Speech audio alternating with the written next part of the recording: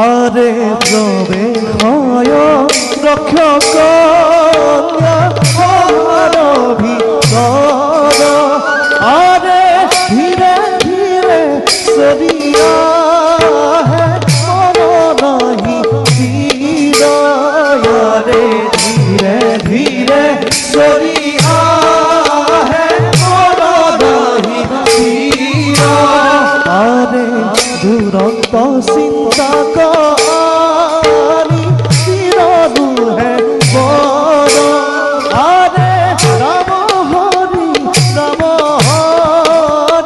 পুনঃ বজর রে রাম হরি পুনঃ বজর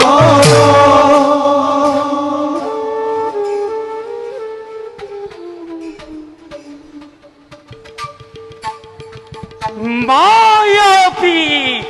ভক্তির বলে দে ভিন্ন রূপে স্থিতি লুয়া রক্ষ রক্ষ কুমারীময় নাম মরে মানসে তৈলুক পরে সকলো সৌন্দৰ্যৰ সন্মিলিত ৰূপে মই আছিলো ত্ৰিভুৱন বিজয়ী তখাননৰে ভগ্নী যদিওবা যক্ষ কুলজ মই তথাপিতো ব্ৰহ্ম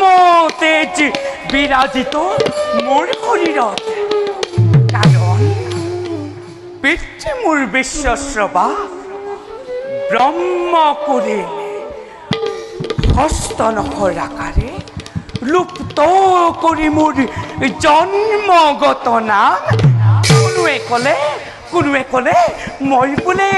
মই বোলে এই চন্দ্ৰনখা আৰু কোনোৱে ক'লে মই বোলে সূৰ্পনখা আজি মই মানসী নহওঁ আজি মই সূৰ্পনখা আজি মই সূৰ্পনখা নামে পৰিচিত জগতৰ মাজে মই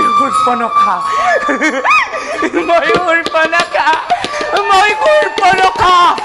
মোৰো আছিলি ৰূপ যৌৱনী সত্য প্ৰস্ফুটিত পদুমৰ দৰে কিন্তু আজি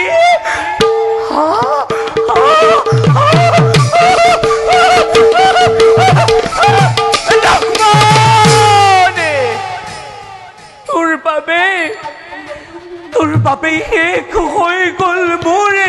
জীৱনী যৌৱনী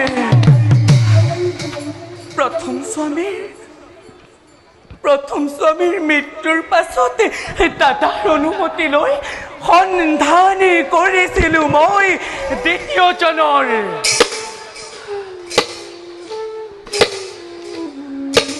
সেনেকে দেখা পাই ৰামচন্দ্ৰৰে মদন মোহন ৰূপ কামাতুৰা প্ৰাণবোৰ শীতল কৰিবৰ বাবে ৰামক মই বিচাৰিছিলো কাষত আৰু দিছিলো প্ৰেমৰ প্ৰস্তাৱ প্ৰত্যাখ্যান কৰিবৰে প্ৰেমৰ প্ৰস্তাৱ লানে চনা গঞ্জনাৰে উপচাই পেলালে ৰাম লক্ষ্মণৰ হাতে এই পাখানি তাই এগৰাকী হবলাক অৱস্থাত বনৰ মাজত কৰোঁতে নিৰ্যাতন সিহঁতে ক'লেও কম্পনটোৰ নাছিলে কেইটা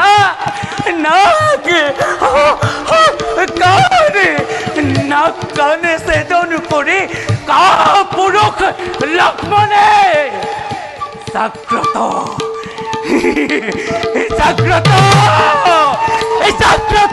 কৰিলে মোৰ ৰাক্ষসী গুণে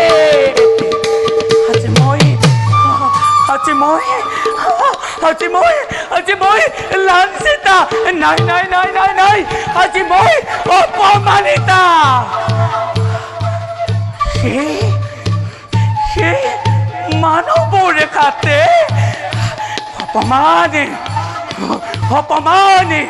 অপমানৰ যোগ্য প্ৰতিশোধ ল'বই ৰাক্ষসে অৰ্পণকাই ৰঘুকুল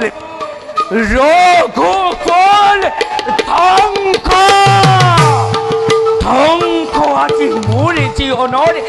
একমাত্ৰ ব্ৰত যাওঁ নিকুম্ভৰ সহায়ত কৰ্তব্যৰে মায়া জালেৰে ৰঘুকুল ৰাক্ষসৰ তপত অগ্নিত ৰঘুকুল বিনাশৰ উপায় চিন্তা কৰোগৈ